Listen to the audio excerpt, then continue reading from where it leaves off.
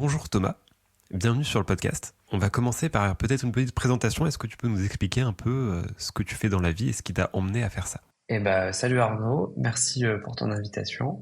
Enchanté, je m'appelle Thomas Cantalou, j'ai 29 ans, je suis médecin psychiatre et entrepreneur. J'ai créé pendant que j'étais interne une application qui s'appelait psychopharma.fr qui aidait à mieux prescrire les psychotropes, en tout cas de les prescrire de manière plus simplifiée.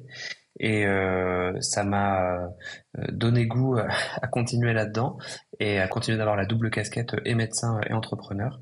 Et du coup, depuis 4 ans maintenant, j'accompagne les porteurs et porteuses de projets en santé, essentiellement des projets à impact et surtout dans le champ de la santé mentale, de la santé publique et de la santé digitale. Depuis septembre dernier, je suis plus que psychiatre et entrepreneur, je suis également directeur médical de deux startups.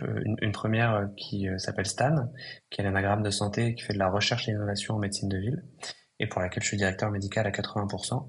Une autre startup un peu plus récente, un peu plus modeste, qui s'appelle Neoflow, et qui est à l'origine d'un dispositif qui permet de stimuler la cohérence cardiaque. C'est une ceinture que tu mets sur ta sangle abdominale et qui te permet de respirer de manière apaisante. Néoflo, du coup, qu'on a eu en podcast, qui est le troisième podcast, du coup. Mais oui, j'ai vu ça. Donc je les accompagne de manière un peu plus modeste, une demi-journée par semaine.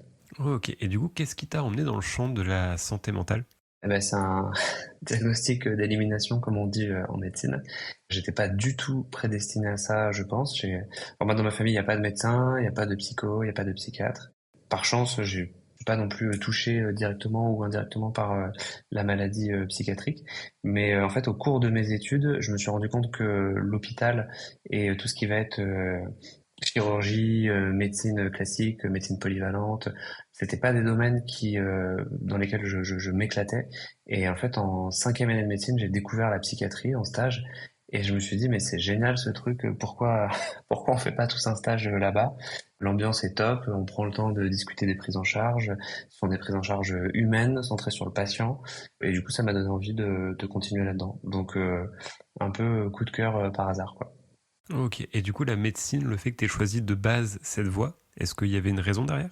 Ouais, une raison très pragmatique. Moi, je voulais être ingénieur du son, mais j'avais l'impression que si tu veux être un ingénieur du son et t'éclater, faut être vraiment dans le top 10. Et j'avais peur de me retrouver à faire des mariages et des enterrements de vie de garçon à la campagne jusqu'à 4 heures du mat tous les week-ends dans une salle des fêtes.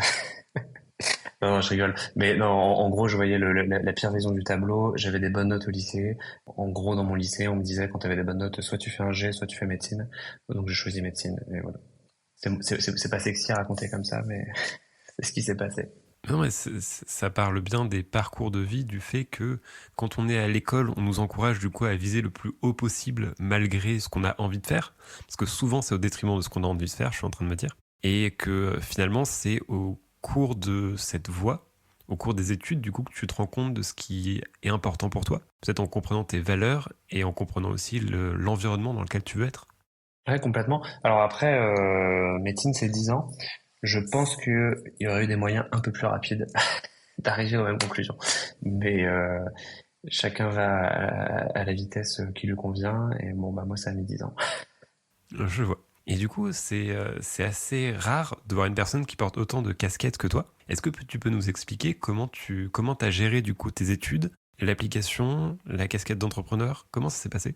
Il n'y avait rien de prémédité et je me suis pas dit tiens je vais avoir plusieurs casquettes parce que sinon je risque de m'ennuyer.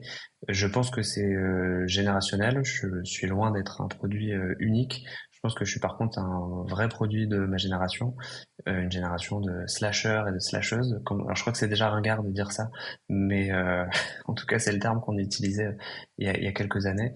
Des gens qui n'ont pas envie de faire qu'une seule chose dans leur semaine de travail, quoi.